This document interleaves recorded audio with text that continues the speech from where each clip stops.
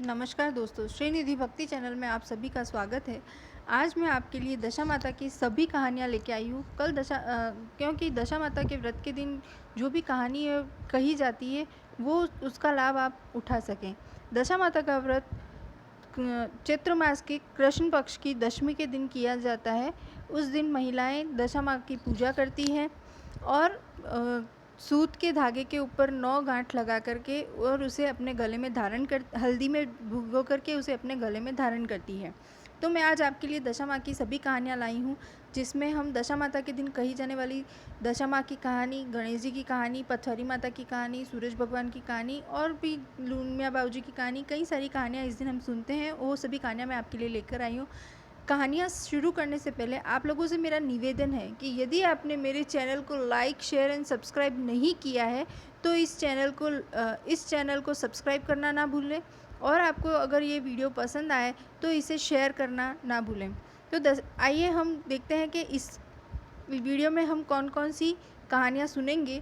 सबसे पहले हम दशा माँ की कुछ कहानियाँ देखेंगे, उसके बाद गणेश जी की कहानी, सूरज बाबू जी की कहानी, पथरी माता की कहानी, हनुमान जी की कहानी, लूमिया जी की कहानी। तो आइए सबसे पहले हम दशा माँ की कहानी शुरू करते हैं। एक राजा था, उसकी 2 रानियाँ थीं। ज्येष्ठ रानी की संतान नहीं थी, छोटी रानी के पुत्र था। राजा छोटी रानी को और राजकुमार को बहुत प्यार करता था। बड़ी रानी छोटी रानी से ईर्ष्या करने लगी। बड़ी रानी सोतिया डाह के कारण राजकुमार के प्राण हर लेना चाहती थी। एक दिन राजकुमार खेलता खेलता बड़ी रानी की चौक में चला गया। बड़ी रानी ने राजकुमार को गले में एक काला सांप डाल दिया। छोटी रानी, राजकुमार की माता, जो कि दशा माता का व्रत करती थी, राजकुमार दशा माता का ही दिया हुआ था। दशा माता की कृपा से राजकुमार के गले का सांप आप ही सरक कर चला गया। दूसरे दिन बड़ी रानी ने राजकुमार को विष मिले लड्डू खाने को दिए। राजकुमार जैसे ही लड्डू खाने को हुआ तो दशा माता ने दासी का रूप धारण कर उसके हाथ से लड्डू छीन लिए। बड़ी रानी का यह वार भी खाली गया। रानी को बड़ी चिंता हुई कि किसी भी तरह से राजकुमार को मारना चाहिए। तीसरे दिन जब राजकुमार पुनः उसके आंगन में खेलने गया तो रानी ने उसे पकड़कर गहरे कुएं में धकेल दिया। चूँकि कुआं बड़ी रानी के आंगन में बना था, इसलिए किसी को भी पता नहीं चला कि राजकुमार कहाँ गया है।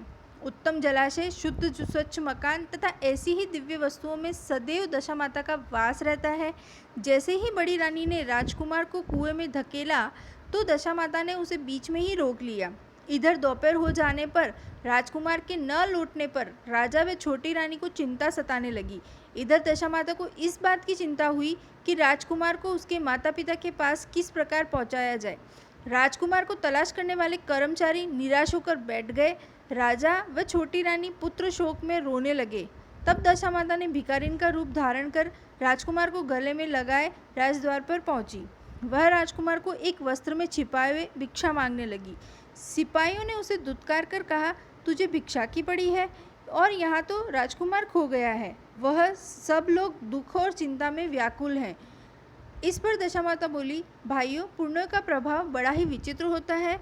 यदि मुझे भिक्षा मिल जाए तो संभव है कि खोया हुआ राजकुमार तुम लोगों को मिल जाएगा। यह कहकर वह देरी के भीतर पैर रखने लगी तो सिपाहियों ने उसे आगे बढ़ने से रोक दिया। उसी समय दशा माता ने बालक का एक पैर वस्त्र से बाहर दिया। सिपाहियों ने समझा कि कुंवर उसके हाथों में है, इसलिए उसे अंदर जाने दिया। दशा माता कुंवर को लिए भीतर चली गई। उसने राजकुमार को चौक में ही छोड़ दिया और वापस चल दी। परंतु रानी ने दशा माता रूपी भिखारिन को देख लिया था। उसने कहा कि तू खड़ी रह, कौन है? तूने 3 दिन से मेरे बेटे को छिपा कर रखा था, तूने ऐसा क्यों करा? तुझे मेरे प्रश्नों का उत्तर देना पड़ेगा। दशा माता उसी क्षण ठहर गई। उन्होंने बताया कि मैं तुम्हारे पुत्र की चोरी करने वाली नहीं हूँ, मैं तो तुम्हारी आराध्या देवी हूँ। मैं तुम्हें सचेत करने आई हूँ कि तुम्हारी सौतन तुमसे ईर्ष्या और द्वेष रखती है। वह तेरे पुत्र के प्राण हर लेना चाहती है।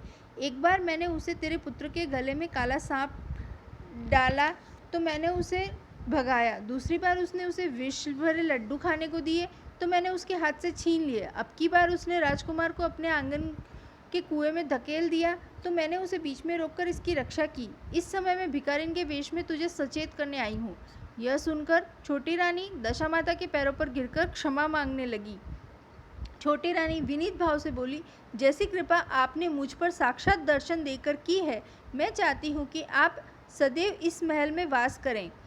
मुझसे जो सेवा पूजा बनेगी सो मैं करूँगी। इस पर दशामाता बोली, मैं किसी के घर में नहीं रहती। जो श्रद्धापूर्वक मेरा ध्यान स्मरण करता है, मैं उसी के हृदय में वास करती हूँ। मैंने तुझे साक्षात दर्शन दिए हैं, इसलिए तुम सुहागिनों को बुलाकर उनको यथाविधि आदर सत्कार के साथ भोजन कराओ और नगर में ढिंढोरा पिटवा दो कि सभी लोग मेरा धागा लिया करें, व्रत करा करें। इतना कहकर दशामाता अंतर्ध्यान हो गई। रानी ने अपने राज्य में सौभाग्यवती स्त्रियों को निमंत्रण देकर बुलाया और उपटन से लेकर शिरोभूषण श्रृंगार तक उसकी यथाविधि शुश्रूषा करी। उन्हें गहने देकर भोजन कराकर विदा किया। उसने अपने राज्य में ढिंडोरा पिटवा दिया कि अब से सब लोग दशामाता का धागा लिया करें और दशामाता की व्रत तथा पूजा किया करें। हे दशामाता, जैसे आपने उस रानी के पुत्र की रक्षा करी, उसी तरह से सभी के पुत्र की और सभी के सुहाग की रक्षा करें। ये थी दशामाता की पहली कहानी। आइए हम दशामाता की दूसरी कहानी सुनते हैं। जैसा कि मैंने आपको पहले बताया कि चैत्र मास की कृष्ण पक्ष की प्रतिपदा को धन धान्य की देवी दशामाता, जिसे हम संपदा की देवी कहते हैं, उसका डोरा बांधते हैं और दशमी के दिन हम उनका व्रत करते हैं और उनकी पूजा करके हम उनका धागा पहनते हैं। तो आइए हम दशामाता की दूसरी कहानी सुनते हैं। हमारे देश में एक राजा हुए थे नल। उनकी पत्नी का नाम था दमयंती। एक बार चैत्र मास की प्रतिपदा को बुढ़िया रानी दमयंती के पास आई। उसने अपने गले में पीला गांठ लगा डोरा बांध रखा था। रानी ने उससे डोरी के बारे में पूछा तो वो बोली, यह संपदा यानी कि दशामाता का डोरा है। इसे पहनने से घर में सुख समृद्धि की वृद्धि होती है। रानी ने भी उससे एक डोरा लेकर अपने गले में बांध लिया। राजा नल ने रानी के गले में बंधे डोरे के विषय में पूछा तो रानी ने बुढ़िया द्वारा बताई गई सारी बातें बता दी। राजा कहने लगे, तुम्हें किस चीज़ की कमी है जो तुमने डोरा बांधा है? इतना कहकर रानी के मना करने पर भी राजा ने उस डोरे को तोड़कर फेंक दिया। रात्रि में राजा को स्वप्न में एक स्त्री बोली, मैं जा रही हूँ, तथा दूसरी स्त्री बोली, मैं आ रही हूँ। इस प्रकार 10-12 दिन तक रोज यही स्वप्न आता रहा। वह उदास रहने लगा। रानी के पूछने पर राजा ने रानी को स्वप्न की बात बता दी। रानी ने राजा से दोनों स्त्रियों का नाम पूछने को कहा। राजा द्वारा उसने पूछने पर पहली स्त्री बोली, मैं लक्ष्मी हूँ, और दूसरी ने कहा, मेरा नाम दरिद्रता है। दूसरे ही दिन राजा ने देखा कि उसका सब धन समाप्त हो गया है। वे इतने निर्धन हो गए हैं कि उनके पास खाने तक को कुछ नहीं रहा। दुखी मन से राजा रानी जंगल में कंदमूल खाकर अपने दिन बिताने लगे। राह में उनके 5 बरस के बेटे को भूख लगी तो रानी ने राजा को मालिन के यहाँ से छाछ मांगकर लाने को कहा। राजा ने मालिन से छाछ मांगी तो मालिन ने कहा, छाछ तो समाप्त हो गई है। आगे चलने पर एक विषधर ने कुंवर को डस लिया। आगे चलने पर राजा 2 तीतर मारकर लाया। रानी ने तीतर भुने तो भी तीतर उड़ गए। राजा स्नान कर धोती सुखा रहा था तो धोती हवा में उड़ गई। तब रानी ने अपनी धोती फाड़कर राजा को दी। वे भूखे प्यासे आगे बढ़े तो मार्ग में राजा के मित्र का घर पड़ा था। मित्र के दोनों को एक कमरे में ठहराया। वहाँ लोहे के औजार रखे थे तो वे धरती में समा गए। चोरी का दोष लगने के भय से वे रातों रात वहाँ से भागे। आगे चलकर राजा की बहन का घर पड़ा। राजा की बहन ने उन्हें एक पुराने महल में ठहराया। सोने के थाल में उन्हें खाना भेजा तो थाल मिट्टी में बदल गया। राजा बड़ा लज्जित हुआ। थाल को वहीं जमीन में गाड़कर भाग निकले। आगे चलने पर एक साहूकार का घर आया। साहूकार ने राजा को ठहरने की व्यवस्था पुरानी हवेली में कर दी। वहाँ पर खूंटी पर एक हीरो का हार टंगा था। पास में ही दीवार पर एक मोर का चित्र बना था। वह मोर हार को निगलने लगा। यह देखकर वे वहाँ से भी चोरी के डर से निकल गए। अब रानी की सलाह पर राजा जंगल में कुटिया बनाकर रहने लगा। वे जंगल में एक सूखे बगीचे में जाकर ठहरे। वहाँ बगीचा हरा भरा हो गया।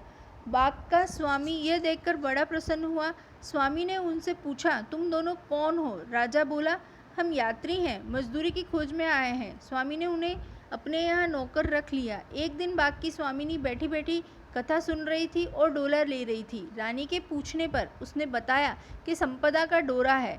रानी ने भी कथा सुनकर डोरा ले लिया। राजा ने रानी से पूछा, ये कैसा डोरा फिर से बांधा है? तो रानी ने बोला, यह वही डोरा है जिसे आपने एक बार तोड़कर फेंक दिया, जिसके दुष्प्रभाव से आज हमारी यह स्थिति है और हमें इतनी विपत्तियां झेलनी पड़ रही है।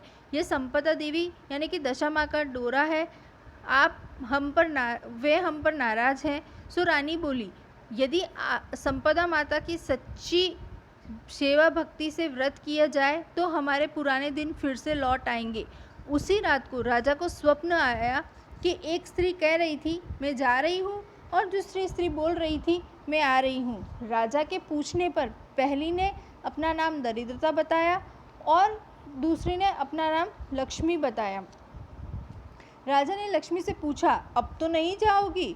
लक्ष्मी बोली, यदि तुम्हारी पत्नी संपदा का डोरा लेकर कथा सुनती रहेगी तो मैं नहीं जाऊंगी। यदि तुम डोरा तोड़ दोगे तो मैं फिर से चली जाऊंगी। बाल्मीकि मालकिन किसी रानी को हार देने जाती थी।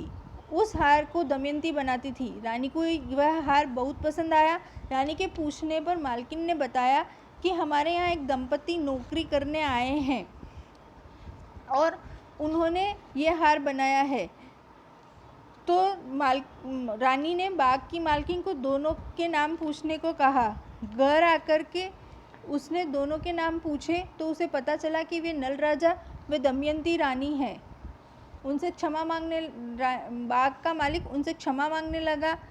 तो राजा नल ने उससे कहा कि हमारे दिन खराब चल रहे थे, तो इसमें तुम्हारा कोई दोष नहीं है। अब दोनों अपने महल की तरफ चले। रास्ते में साहूकार का घर आया। वह साहूकार के यहाँ ठहरे। वहाँ साहूकार ने देखा कि दीवार पर बना मोर नौलखा हार उंगल रहा है। साहूकार ने राजा के पैर पकड़ लिए और क्षमा मांगने लगा कि मैं आपको चोर समझ बैठा। आगे चलने पर बहन के घर पहुँचा। बहन के घर पहुँचने पर राजा बहन के उसी पुराने महल में ठहरा जहाँ पर उसने उसे पहले ठहराया था, तथा राजा ने वह जगह खोदी जहाँ पर उसने वह माटी का थाल जमीन में गाड़ा था। जैसे ही उसने थाल निकाला तो थाल हीरों से जड़ित निकला तथा उसमें हीरे मोती भरे हुए थे। राजा ने बहन को बहुत सारा धन भेंट कर दिया और आगे चल निकला। आगे चलकर राजा ने उसी मित्र के घर पहुंचकर उसी कमरे में ठहरने की आज्ञा मांगी। वहाँ मित्र के लोहे के औजार फिर से उस जमीन में से निकल गए। आगे चलने पर उसकी धोती एक वृक्ष पर लटकी हुई मिली। नहा धोकर आगे बढ़ने पर राजकुमार जिसको सर्प ने डस लिया था खेलता हुआ मिल गया। महलों में पहुंचने पर रानी की सखियों ने मंगल गान गाकर उनका स्वागत किया। वह सब संपदा जी का डोरा बांधने लगे। बांधने का ही फल था, उनके बुरे दिन अच्छे दिन में बदल गए। हे संपदा देवी, जैसी कृपा आपने राजा पर करी और उनके अच्छे दिन लाए, वैसे ही सभी पे करना, और जैसी भूल राजा ने करी ऐसी भूल कोई ना करे, और यदि कोई कर भी ले तो उन्हें इतनी बड़ी सज़ा ना मिले, ऐसा फल सभी को देना। ये थी दशा माता की दूसरी कहानी। आइए हम दशा माता की तीसरी कहानी सुनते हैं। एक सास बहू थी। एक दिन सुबह सुबह सास ने बहू से कहा कि जाओ आग लाकर भोजन बनाओ, बड़ी भूख लगी है। बहू हाथ में कड़ी लेकर आग लेने गांव में गई। उस दिन गांव भर में दशा माता की पूजा थी, इसलिए किसी के यहाँ से उसे आग नहीं मिली। वह खाली हाथ लौटकर आई। शाम होने पर वह पड़ोसन के पास जाकर बोली कि मेरी सास तो दशा माता का धागा नहीं लेती, परंतु अब की बार मैं धागा लेना चाहती हूँ। मुझे पूजन की विधि भी बता देना। दोबारा जब धागा लेने का समय आया तो बहू ने सास के बिना बताए दशा माता का धागा लिया। 9 दिन तक वह किसी न किसी बहाने पड़ोसन के घर जाकर कथा सुनती थी। 10वें दिन उसे चिंता सताने लगी कि अब मैं पूजा कैसे करूँगी। मन ही मन दशा माता का ध्यान कर वह सोचने लगी कि आज सास कहीं बाहर चली जाए तो मैं शांतिपूर्वक पूजा कर लूँ। दशा माता की कृपा से सास बहू से बोली, मैं आज खेतों पर जा रही हूँ, यदि मुझे आने में देर हो जाए तो तू मेरे लिए खेत पर खाना ले आना। बहू के मन की मुराद पूरी हो गई। वह तो ये चाहती थी कि उसकी सास कहीं चली जाए। उसने सास से कहा कि आप निश्चिंत होकर जाइए, घर का सब काम मैं निपटा लूँगी। सास के जाते ही बहू ने स्नान कर दशा माता की पूजा की। इसके बाद वह पूजा की सामग्री मिट्टी के गोले में रखकर उसे सिलाने के लिए ले जाने लगी। तभी उसकी सास खेतों से वापस आ गई। सास को देखकर बहू ने जल्दी से उस गोले को छाछ की मटकी में छिपा दिया। उसने सोचा कि उचित समय पर गोले को मट्ठे से निकाल कर सिला आऊँगी। सास ने आते ही बहू से कहा, तू मुझे खाना देने क्यों नहीं आई? अब तक क्या कर रही थी? बहू ने कहा, आज मेरे सिर के बाल धोए हैं, उन्हें सूखने में देर हो गई, इस कारण भोजन बनाने में देर हो गई। मैं थाली लगाती हूँ, आप गुस्सा त्याग कर भोजन कीजिए। सास का गुस्सा कुछ शांत हुआ। वह हाथ मुँह धोकर चौके में बैठ गई कि उसका बेटा भी आ गया। वह भी अपनी माता के साथ भोजन करने बैठ गया। भोजन करके उठना ही चाहती थी सास कि तभी बेटा बोला, मुझे तो मट्ठा चाहिए। सास ने बहू से मट्ठा देने को कहा। बहू बोली, मैं तो रसोई में हूँ, आप ही इन्हें मट्ठा दे दीजिए। सास हाथ धोकर मट्ठा लेने गई, परंतु जैसे ही उसने सास की छाछ की मटकी उठाई तो उसमें से कुछ खड़खड़ाने की आवाज़ आई। उसने हाथ डालकर देखा तो उसे एक बड़ा सोने का गोला मिला। सास ने आश्चर्य से पूछा, अरे इस छाछ की मटकी में ये सोने का गोला कहाँ से आया? इसे तू कहाँ से चुरा कर लाई? यहाँ क्यों छिपा कर रखा है? मैं समझ गई, इसी वजह से तू छाछ देने नहीं उठी। इसका भेद बता, नहीं तो मैं तेरी अभी चमड़ी उधेड़ दूंगी। बहू बोली, मुझे कुछ नहीं पता, मेरी दशा माता जाने। मैंने तुम्हें बताए बिना दशा माता का धागा लिया था और उनकी पूजा की थी। आपके आ जाने के कारण मैं गंडे को सिलाने जा न सकी। आपके डर से मैंने इसे छाछ की मटकी में छिपा दिया था। दशा माता ने इसे सोने का बना दिया। मैं इसमें क्या कर सकती हूँ? सास ने बहू को गले लगा लिया और कहा, अब मैं भी तेरे साथ दशा माता का धागा लिया करूँगी और विधिवत पूजन व्रत किया करूँगी। हे दशा माता, जैसे आपने उनको दिया वैसे सभी भक्तों को देना। जैसे आपने अपनी कृपा उस बहू पे की, वैसी कृपा आप सभी पे करना। आइए हम दशा माता की, ये थी दशा माता की तीसरी कहानी। आइए हम दशा माता की चौथी कहानी सुनते हैं। एक राजा की दो रानियां थीं। राजा की प्यारी रानी को लक्ष्मी कहा जाता था और दूसरी रानी होने पर भी कुलक्ष्मी कहा जाता था। एक दिन लक्ष्मी रानी क्रुद्ध होकर काठ की पाठा लेकर मलिन कपड़े कोप पहनकर कोप भवन में जा बैठी। राजा ने लक्ष्मी से पूछा, तुम कोप भवन में क्यों पड़ी हो? तुम क्या चाहती हो? रानी बोली, कुलक्ष्मी को देश निकाला दिया जाए। कुलक्ष्मी रानी थी इसलिए उसे देश निकाला देने से राजा को दुख हुआ, लेकिन वह अपनी रानी की बात नहीं मना नहीं कर पाया, इसलिए उसने रानी को पीहर छोड़ आने की बात सोची। राजा ने पटरानी कुलक्ष्मी को एक रथ में सवार कराया और स्वयं घोड़े पर चढ़कर रथ के साथ चलने लगा। एक बीहड़ जंगल में पहुंचकर राजा ने रथ को रुकवाया। पालकी ढोने वाले को वहां से हट जाने को कहा। राजा रानी को उसी जंगल में छोड़कर घोड़े पर सवार होकर अपने महल में आ गया। कुलक्ष्मी बाट जोते जोते सारी रात बीत गई। रानी को बहुत जोर से प्यास लगी। वह रथ से उतरकर पानी की तलाश में चल दी। रानी ने आसपास पानी खोजा, परंतु उसे कोई जलाशय नहीं दिखाई दिया। रानी ने एक सारस की जोड़ी को एक तरफ जाते देखा। रानी कुलक्ष्मी सारस के जोड़े के पीछे पीछे चल दी। चलते चलते वह एक नदी के किनारे पहुंच गई। रानी ने शौच आदि से निवृत्त होकर उस नदी में स्नान किया और जल पीकर अपनी प्यास बुझाई। उस समय कुछ अन्य स्त्रियां भी वहां पर स्नान कर रही थी। स्नान करने के बाद उन स्त्रियों ने दशा माता के धागे लिए। उनके पास एक धागा बच गया था। उन्होंने रानी से धागा लेने का अनुरोध किया। रानी ने धागा लेकर अपने रथ में आकर के बैठ गई। दशा माता ने रानी की परीक्षा लेने के लिए एक बुढ़िया का वेश धारण कर उसके रथ के पास आई। वह रानी से बोली कि बेटी, यहाँ बैठी बैठी क्या कर रही हो? रानी ने बुढ़िया से कहा, पहले तुम बताओ कि तुम कौन हो? बुढ़िया ने उत्तर दिया, मैं तो तुम्हारी मौसी हूँ। तब रानी ने उससे लगकर रोने लगी। उसने अपनी विपदा भरी सभी कहानी बुढ़िया माँ को बता दी। अंत में रानी ने बुढ़िया से कहा, अब मुझे केवल तुम्हारा ही सहारा है, मेरी रक्षा करो। दशा माता की कृपा से उसी जगह माया का शहर बस गया। रानी के भाई भावज आदि सारा मायका आप ही वहाँ पर प्रकट हो गया।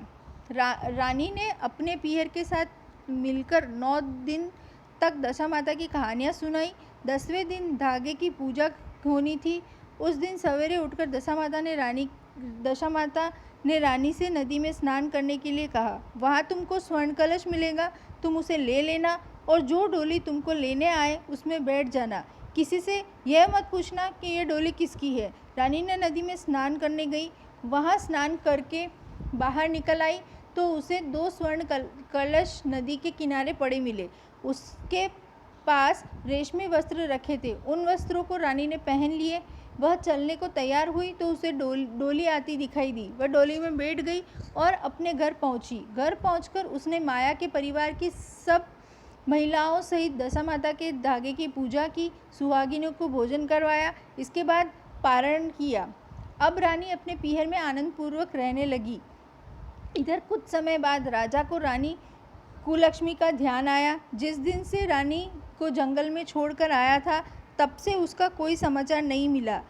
चलकर देखना चाहिए कि रानी कुलक्ष्मी का क्या हाल है। मंत्रियों ने राजा को समझाया कि अब रानी से मिलना आपके लिए ठीक नहीं होगा, परंतु राजा ने मंत्रियों की बात पर ध्यान नहीं दिया। वह घोड़े पर सवार होकर उसी स्थान पर पहुंचा जहां पर रानी को छोड़ आया था। राजा को यह देखकर बड़ा आश्चर्य हुआ कि यहाँ तो सघन वन था, परंतु यहाँ पर रमणीक बस्ती बसी हुई थी। राजा ने लोगों से पूछा, यह कौन सी नगरी है? लोगों ने उसे बताया, यह कुलक्ष्मी का नगर है। अब तो राजा को और भी आश्चर्य हुआ। वह बाहर सोच रहा था कि क्या यह नगर मेरी पटरानी कुलक्ष्मी का बसाया हुआ है। राजा ने कुलक्ष्मी के महल के पास जाकर सूचना भिजवाई कि उनसे अमुक देश का राजा मिलना चाहता है। रानी ने राजा को पहचान कर मिलने से मना कर दिया, परंतु मौसी ने उसे समझाया कि हिंदुओं में तो पति को परमेश्वर माना जाता है। तुम्हें यही उचित है कि तुम यथाशक्ति उनका आदर सत्कार करो। मौसी के कहने पर रानी ने राजा को महल में बुलवाया। दोपहर को राजा को भोजन पर बुलाया गया। राजा के साथ नाई भी था। रानी राजा और नाई को भोजन कराने लगी। पहली बार रानी ने नाई की पत्तल पर भोजन परोसा तो नाई ने रानी के पैर पर एक छींटा लगा दिया। रानी इस भेद को नहीं समझ सकी कि नाई ने उसके पैर पर रायते का छींटा क्यों मारा है। रानी दूसरी बार पोशाक बदलकर फिर आई। राजा मन ही मन सोचने लगा, यहाँ तो बहुत सी रानियां हैं, उन सबकी शक्ल एक जैसी है, मैं अपनी रानी को कैसे पहचानूंगा। डेरे पर आकर राजा ने नाई से कहा, यहाँ तो कई रानियां हैं, मैं अपनी रानी को कैसे पहचानूं। नाई बड़ा चतुर था। वह बोला, रानी तो एक ही है, परंतु वह पोशाक बदल बदल कर हमारे सामने आ रही है। राजा ने नाई से पूछा, तुम्हें कैसे पता चला कि रानी सब एक ही है। नाई बोला, मैंने उसके पैर पर रायते का छींटा मारा था। वह 3 बार कपड़े बदल कर सामने आई, परंतु वह छींटा उसके पैर पर 3 बार लगा हुआ था। अगले दिन रानी ने राजा को अपने महल में बुलाया। राजा को अपनी मेज पर बिठाकर खाने के लिए पान का बीड़ा दिया। पान खाकर राजा पलंग पर लेट गया और रानी उसके पैर दबाने लगी। राजा ने रानी से अपने किए के लिए क्षमा मांगी और रानी ने अपनी राजधानी में चलने के लिए कहा। रानी ने कहा, आप किस मुँह से मुझे चलने के लिए कह रहे हैं? आप तो मुझे जंगल में अकेला छोड़ गए थे। आप तो मेरी सौत के कहने में आकर मेरा परित्याग कर चुके हैं। यह तो मेरी मौसी का किया धरा है, उसी कारण यह सब वैभव है। राजा ने रानी को बहुत समझाया। तब रानी बोली, मैं केवल एक शर्त पर आपके साथ चल सकती हूँ। आप मेरी मौसी से वरदान मांगे कि वह यह नगरी आपकी राजधानी के पास पहुँचा दे, जिससे जब मेरा मन चाहे आपके पास रहूँ और जब जी चाहे मैं मौसी के दिए महल में चली जाऊँ। मेरी मौसी बड़ी दयालु है, संभव है कि वह हमारी बात मान जाएगी। राजा ने दशा माता रूपी मौसी से प्रार्थना की। मौसी ने राजा की बात मानकर दोनों शहरों को पास पास स्थापित कर दिया, मानो एक दूसरे के ही भाग हो। राजा ने दशा माता की कृपा का फल जानकर शहर में ढिंढोरा पिटवा दिया। उसकी प्रजा दशा माता की पूजा किया करे। हे भगवती दशा माता, जिस प्रकार आपने कुलक्ष्मी पर दया करी, वैसे ही सभी भक्तों पर दया करें और सभी को अपनी कृपा का पात्र बनाएं। आइए हम दशा माता की 5वीं कहानी सुनते हैं। एक गांव में एक बुढ़िया रहती थी। वह बहुत गरीब थी। उसके एक बेटा था। एक दिन वह अपने बेटे से बोली, बेटा कुछ ऐसा काम करो जिससे 4 पैसे की आमदनी हो और हम दोनों का जीवन निर्वाह हो सके। अब मेरे तो बुढ़ापे के कारण हाथ पैरों ने जवाब दे दिया है। तब उसका लड़का गांव वालों के जानवर चराने लगा। एक दिन लड़का पशुओं को पानी पिलाने नदी पर ले गया। वहाँ पर कुछ महिलाएं स्नान करके दशा माता की पूजा कर रही थी और दशा माता का धागा ले रही थी। उनके पास एक धागा बच गया। उन्होंने एक स्त्री से कहा कि इस लड़के से पूछो कि यह किसका है, यदि उच्च वर्ग का हुआ तो हम बचा हुआ धागा इसे दे देंगी। तब एक स्त्री लड़के के पास जाकर पूछने लगी, तुम्हारे घर में कौन कौन है? लड़के ने बताया कि केवल मेरी बूढ़ी माँ है।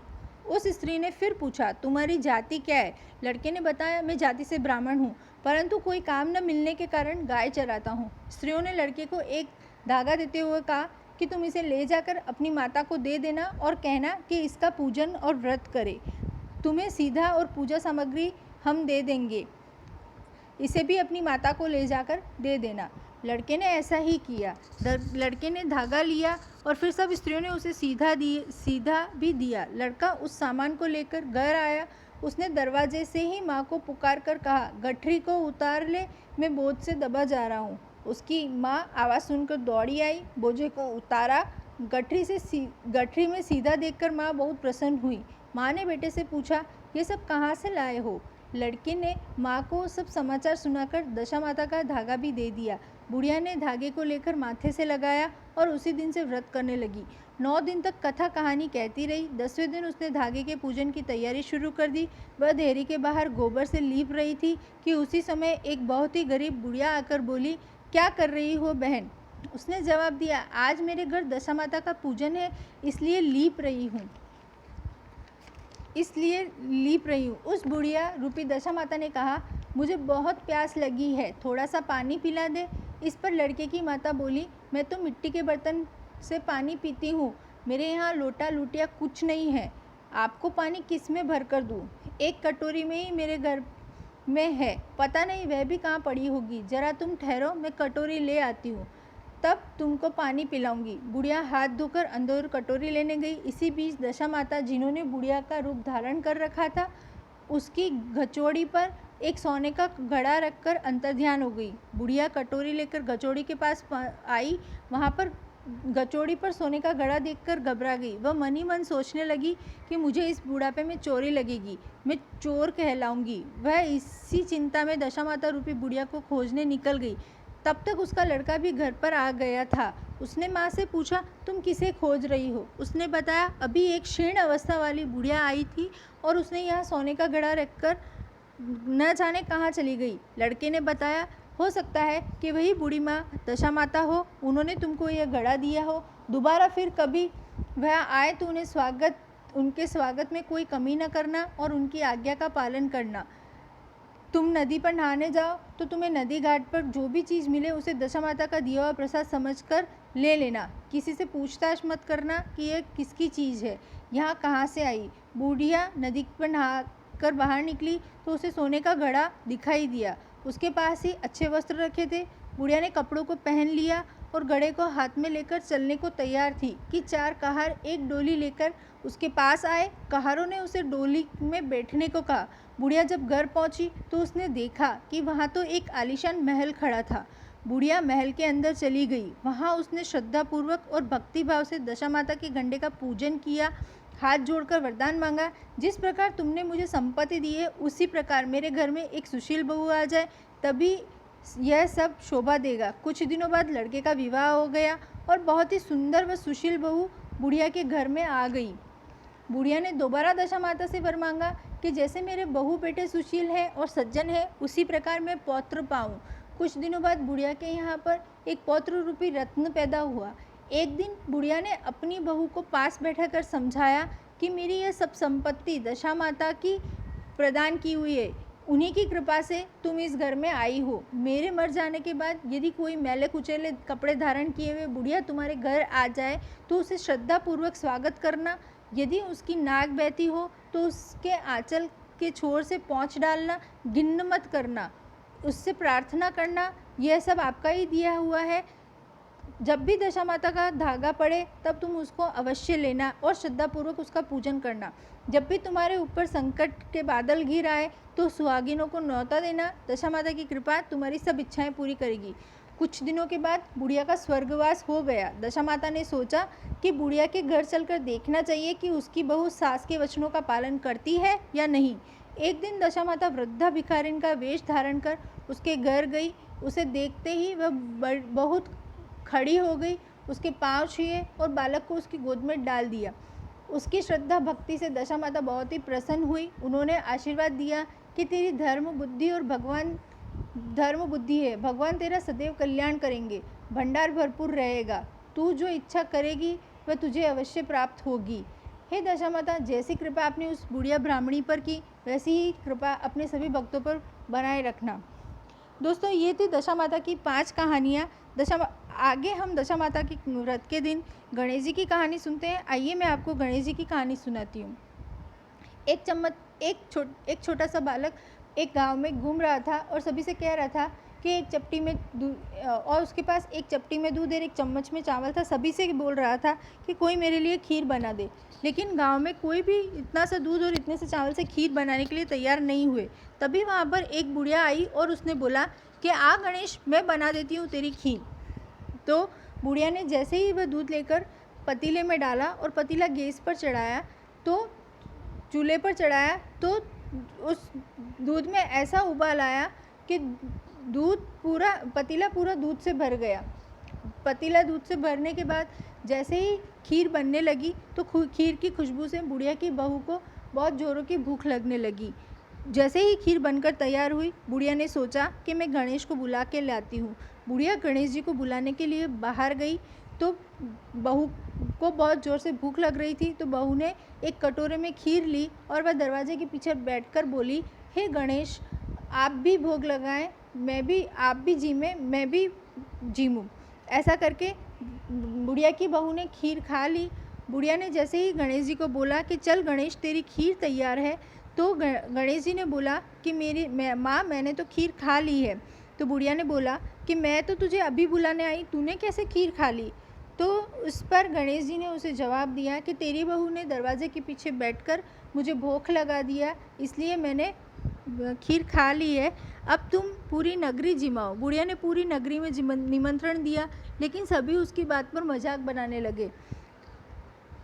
सभी ये देखने गए कि बुढ़िया हमें क्या जिमाएगी, लेकिन बुढ़िया ने सभी को बड़े आराम से बैठा करके खीर पूड़ी का भोजन करवाया। फिर भी सभी को पूरी नगरी को भोजन करवाने के बाद भी बुढ़िया की खीर ख़त्म नहीं हो रही थी। बुढ़िया फिर से गणेश जी के पास गई और बोला कि गणेश, खीर तो ख़त्म ही नहीं हो रही है। तो फिर गणेश जी ने उसे कहा कि माँ, तुम जब इस पतीले को उल्टा करोगी तो ये खीर खाली हो जाएगी, और जब तुम इसे वापस से सीधा करोगी तो इस पतीले में अन्न धन के भंडार भर जाएंगे। हे गणेश जी महाराज, जैसा आपने उस बुढ़िया पर कृपा दृष्टि बनाई वैसी हम सभी पर बनाइए। ये थी गणेश जी की कहानी। आइए दशा माता के दिन कही जाने वाली सूरज बाबू की कहानी मैं आपको सुनाती हूँ। सूरज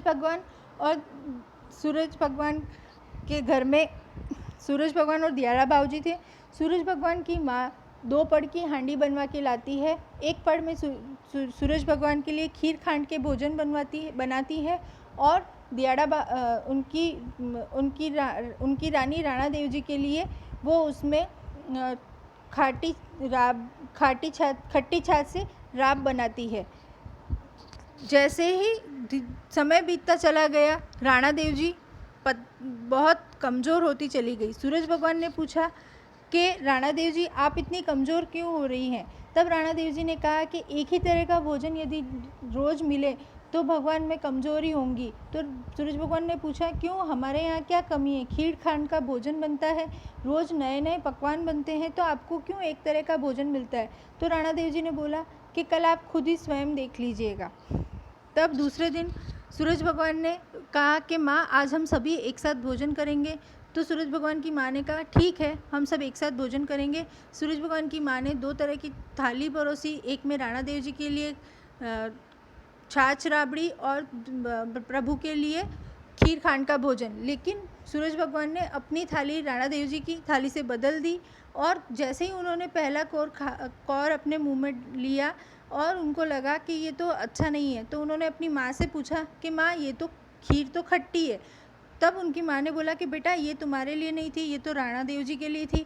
तब भगवान ने बोला कि आपने हांडी एक चढ़ाई है, लेकिन उसमें 2 तरह का भोजन कैसे बना।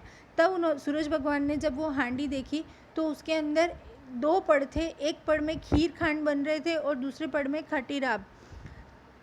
तब भगवान ने पूछा माँ से, इस 2 पड़ की हांडी का भेद पूछा, तो उन्होंने बताया कि मुझे कुम्हार ने ऐसी 2 पड़ की हांडी बना के दी है। तब भगवान ने उनकी माँ को समझाया कि हम पूरी नगरी में प्रकाश पहुँचाते हैं, मैं पूरी नगरी में प्रकाश पहुँचाता हूँ, सभी प्राणी मेरे लिए एक समान है, और अगर मेरे घर में इस तरह का अन्याय हो तो लोग मुझ पर मेरी उल्हाना करेंगे। इसलिए माँ ने अपने पुत्र से क्षमा मांगी कि आज के बाद मैं ऐसा नहीं करूँगी। और सूरज भगवान ने कुम्हार को ये श्राप दिया कि तुम्हारे घर पर कितने भी अच्छे से अच्छे बर्तन पकेंगे, लेकिन फिर भी तुम्हारे घर में टूटा फूटा बर्तन ही देखने को मिलेगा। और उस दिन के बाद में कुम्हार को मना किया कि आज के बाद में इस तरह की 2 पड़ की हांडी तुम नहीं बनाओगे। हे भगवान, जैसा न्याय आपने राणा देव जी के साथ किया, वैसा सभी नगरी पूरे संसार में सभी के साथ करें, और इस तरह की 2 पड़ की इस तरह का जो दोहरा व्यवहार होता है समाज में, वो ऐसा ना हो, इसके लिए आपने न्याय दिया, वैसा सबके साथ करें।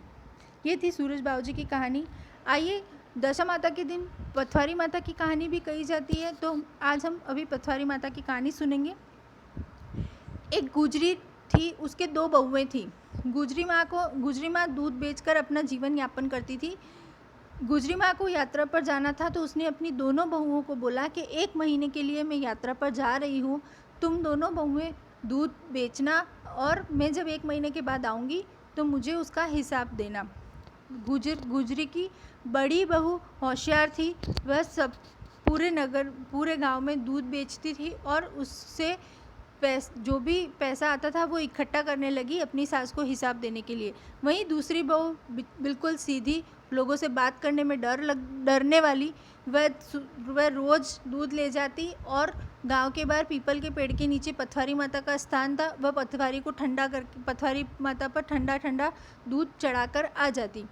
ऐसा 1 महीने तक करने के बाद जब सास आई तो सास ने दोनों बहुओं से हिसाब मांगा, तो बड़ी बहू ने तो अपना हिसाब दे दिया, और छोटी बहू ने बोला कि मैं कल आपको हिसाब ला करके दूंगी। वह पथवारी माता के पास जाकर ज़ोर ज़ोर से रोने लगी। तभी पथवारी माता एक बूढ़ी माँ का रूप धारण करके उस छोटी बहू के पास आई और उससे पूछा कि बेटी तुम क्यों रो रही हो। तो उसने बोला कि मेरे को दूध बेचना नहीं आता था, इसलिए मैं रोज़ पथवारी माता के ऊपर दूध चढ़ाकर चली जाती थी। अब मेरी सास मुझसे पैसे मांग रही है और मेरे पास मेरी सास को देने के लिए पैसे नहीं हैं, तो मैं क्या करूं। तो बूढ़ी माँ ने बोला कि यहाँ से तुमसे जो भी पत्थर उठे वो उठाकर ले जाओ और ले जा कर के कोठे में रख देना। बहू ने ऐसा ही किया। वह वहाँ से कुछ थोड़े से पत्थर उठाकर ले गई और उसने ले जाकर गेहूं के कोठे में रख दिए। तभी उसकी सास आई, खेत से आई, तो उसने पूछा कि छोटी बहू को बुलाया और उसको पूछा कि लाओ मुझे हिसाब दो। तो छोटी बहू ने कहा कि जो भी हिसाब है वो कोठे में पड़ा है, जो भी धन मुझे प्राप्त हुआ वह सब कोठे में पड़ा है। तो गुजरी ने जाकर के जैसे ही गेहूं का कोठा खोला तो उसमें हीरे मोती चमक रहे थे। तब गुजरी ने उससे पूछा कि तुम ये कहाँ से लाई हो। तब छोटी बहू ने पूरा वृतांत उसको सुनाया। ये सुनकर बड़ी बहू के मन में लालच आ गया और उसने फिर से अपनी सास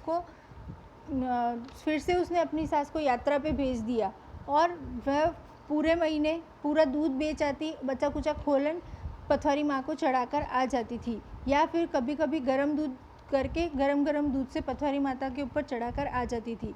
1 महीने बाद जब गुजरी सास वापस आई तो उसने दोनों बहुओं से हिसाब मांगा। बड़ी बहू ने वैसा ही पथवारी माता के मंदिर के ऊपर जाकर रोने लगी। पथवारी माता उसी तरह बुढ़िया का रूप धारण करके आई। पथवारी माता ने उसी तरह से छोटी बहू की तरह ही उसको बोला कि यहाँ से पत्थर उठा के ले जा। तो बड़ी बहू बड़े पत्थर लालच के कारण उठाकर लाकर उसने कोठे में रखा। जैसे ही गुजरी ने उनसे हिसाब मांगा तो बड़ी बहू ने कहा कि कोठे में पड़ा है। गुजरी माँ ने जैसे ही जाकर कोठा खोला, देखा तो उसमें सांप, बिच्छू और जो सबसे बड़ा पत्थर उठा के लाई थी उसका तो उसमें अजगर बन गया था। तो गुजरी माँ ने बड़ी बहू को पूछा कि ये तुमने क्या किया। तो उसने बोला कि जो इसने किया वही मैंने किया। मैं भी पथौरी माता को रोज़ दूध चढ़ाती थी और पथौरी माता ने मुझे पत्थर ले जाने के लिए बोला, मैं भी पत्थर ला के कोठे में रख गई। ये सांप और ये कैसे आए? पथौरी माता ने मेरे साथ छल किया है। तो वह वापस फिर से पथौरी माँ के पास गई। तो पथौरी माता ने बोला कि छोटी बहू ने निश्चल और निष्काम भाव से मेरे ऊपर दूध चढ़ाया था, मेरी सेवा की थी, इसलिए मैंने उसको उसका फल दिया। लेकिन तुमने लालच के कारण जानते बूझते ये सब किया, इसलिए मैंने तुम्हें उसका फल वैसा दिया। जिसकी जैसी नीयत उसकी वैसी बरकत। ऐसा कहकर पथौरी माता ने कहा कि जो भी तुम्हारे पास है, अगर तुम उसका एक एक चीज़ का बराबर बराबर हिस्सा करोगी तो ही तुम्हारे घर से वो सब मेरी माया समाप्त होगी, नहीं करोगी तो ऐसा नहीं होगा। ऐसा बड़ी बहू ने सब कुछ, दोनों सब चीज़ों का 2 हिस्से करे, छोटी बहू को दिए। तब पथौरी माता ने अपनी लीला समाप्त की। हे पथौरी माता, जैसी छोटी बहू को आपने कृपा बरसाई वैसी सब पर बरसाना, जैसी बड़ी पर करी वैसी किसी पर मत करना, और अधूरी हो तो उसको पूरी करना। आइए दोस्तों, ये थी हमारी पथौरी माता की कहानी। अब हम, क्योंकि दशा माता के दिन मंगलवार है, इसलिए आज हम हनुमान जी की कहानी सुनेंगे। एक ब्राह्मण आइए हम हनुमान जी की कहानी सुनते हैं। एक ब्राह्मण दंपति के कोई संतान न हुई थी, जिसके कारण पति पत्नी दुखी थे। वह ब्राह्मण हनुमान जी के पूजा हेतु वन में चला गया। वह पूजा के साथ महावीर जी से एक पुत्र की कामना प्रकट किया करता था। घर पर उसकी पत्नी मंगलवार व्रत पुत्र प्राप्ति के लिए किया करती थी। मंगलवार के दिन व्रत के अंत में भोजन बनाकर हनुमान जी को भोग लगाने के बाद स्वयं भोजन ग्रहण करती थी। एक बार कोई व्रत आ गया जिसके कारण ब्राह्मणी भोजन न बना सकी। तब हनुमान जी का भोग नहीं लगाया। वह अपने मन में ऐसा प्रण करके सो गई कि अब अगले मंगलवार को हनुमान जी को भोग लगाकर अन्न ग्रहण करूंगी। वह भूखी प्यासी 6 दिन तक पड़ी रही। मंगलवार के दिन तो उसे मूर्छा आ गई। तब हनुमान जी उसकी लगन और निष्ठा को देखकर प्रसन्न हो गए। उन्होंने उसे दर्शन दिए और कहा, मैं तुमसे अति प्रसन्न हूँ। मैं तुमको एक सुंदर बालक देता हूँ जो तेरी बहुत सेवा किया करेगा। हनुमान जी मंगलवार को बाल रूप में उसको दर्शन देकर अंतर्ध्यान हो गए। सुंदर बालक पाकर ब्राह्मणी अति प्रसन्न हुई। ब्राह्मणी ने बालक का नाम मंगल रखा। कुछ समय पश्चात ब्राह्मण वन से लौटकर आया। प्रसन्न चित्त सुंदर बालक घर में क्रीड़ा करते देख वह ब्राह्मण पत्नी से बोला, यह बालक कौन है? पत्नी ने कहा, मंगलवार के व्रत से प्रसन्न होकर हनुमान जी ने दर्शन मुझे दिए और यह बालक दिया। पत्नी की बात छल से भरी जान उसने सोचा कि यह कुलटा व्यभिचारिणी अपनी कलुषता छुपाने के लिए बात बना रही है। एक दिन उसका पति कुएं पर पानी भरने चला गया तो पत्नी ने कहा कि मंगल को भी साथ ले जाओ। वह मंगल को साथ लेकर चला गया और उसको कुएं में डालकर वापस पानी भरकर घर आया तो पत्नी ने पूछा, मंगल कहाँ है? तभी मंगल मुस्कुराता हुआ घर आ गया। उसको देख ब्राह्मण आश्चर्यचकित हुआ। रात्रि में उसके पति से हनुमान जी ने स्वप्न में कहा, यह बालक मैंने दिया है, तुम पत्नी को उल्टा क्यों कहते हो? पति यह जानकर हर्षित हुआ। फिर पति पत्नी दोनों मंगलवार का व्रत रखकर अपना जीवन आनंद पूर्वक व्यतीत करने लगे। जो मनुष्य मंगलवार का व्रत करता है, कथा को पढ़ता है, सुनता है और नियम से व्रत रखता है, उसे हनुमान जी की कृपा प्राप्त होती है और उसके सभी संकट दूर हो जाते हैं। सभी व्रत और त्योहार की पूजा करने के बाद लुम्बिया जी की कहानी यदि नहीं कही जाए तो उस व्रत का फल निष्फल माना जाता है। तो आइए हम लुम्बिया जी की कथा सुनते हैं। तप तपेश्वरी एक पांव पर तपस्या करने लगे। तभी धरती पर हाहाकार हो गया।